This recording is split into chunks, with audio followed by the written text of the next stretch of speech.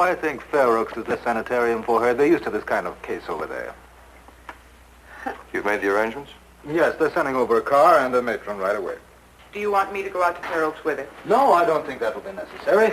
Fair Oaks, Doctor. Now, that's a rest home, Mrs. Ellis. But now, Mrs. Ellis, I want you to think very quietly, very calmly for a moment. You understand?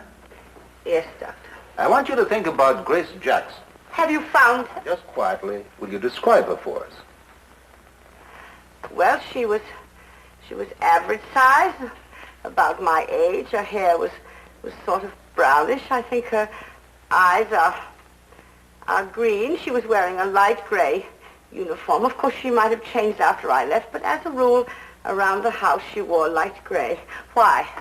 Has anything happened to her? You see, Mrs. Ellis, you've given us a possible description of yourself. I don't bear the slightest resemblance to Grace Jackson. And if and when you find her, she will agree with me. Are you deliberately trying to torture me? Can't you see I am most desperately anxious about everything? About right, Grace, Mrs. about Ellis. my little All daughter, right. Susan. Everything is going to be all right, Mrs. Ellis. Thank you. Mrs. Ellis, I have the address of a young lady named Susan Ellis. I've spoken to her on the phone. Is she all right? Oh, yes, she's perfectly well. Then I can see her. I can be taken directly to her. Just as soon as the car arrives. We've arranged for you to stop off and see her. Oh, I am grateful. If Susan is all right, I am eternally grateful. I really don't want to make trouble. I've always been a very quiet, peaceable sort of person, not easily excited, not given to quick tempers. It's quite all right, Mrs. Ellis.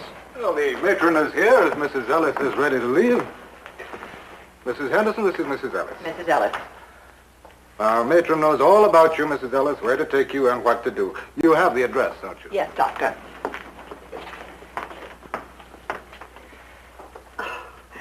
I don't suppose Susan will mind, but I wish I had a hat.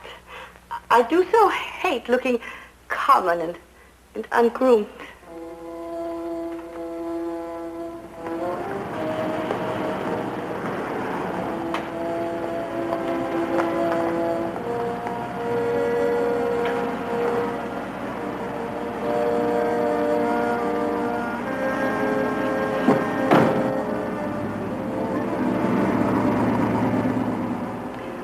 Why, they converted my bedroom into a photographer's studio in a matter of minutes. Minutes! Try to calm yourself, Mrs. Ellis. And Susan's room.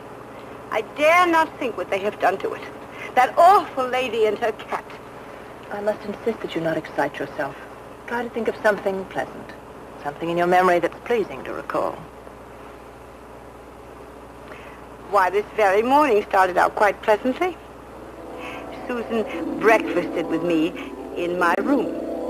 Morning, Mommy. Good morning, darling.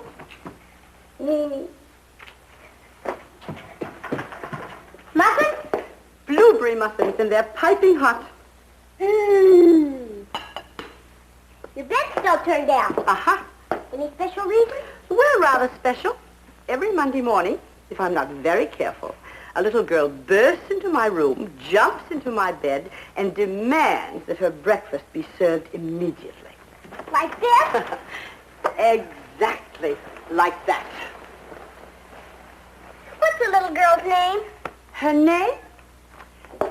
Miss Susan Ellis. Is she a nice little girl? Oh, a very nice little girl. Do you like her? Well, I will have to think about that. Mommy, that isn't what you're supposed to say. It isn't?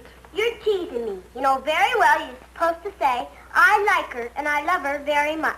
I like her, and I love her very much.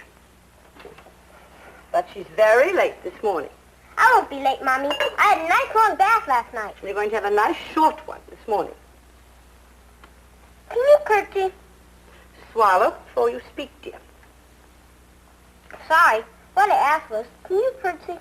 Well, maybe I could manage one.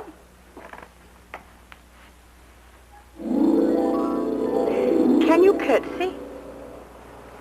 No, I can't. Susan curtsies beautifully. Well, most little girls do. Oh, not most at all. Linda, for example, has never learned to master it. Of course, I know her to be a very shy youngster, and no doubt that has a good deal to do with it. Linda. Susan's little friend. She had to practice all weekend in front of the mirror. Oh, you ought to be there before much longer.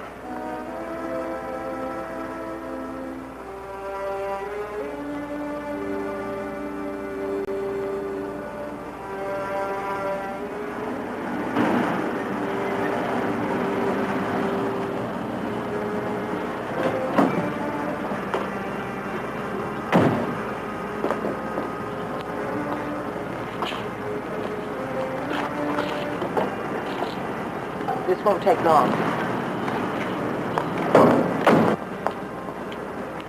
Susan is here?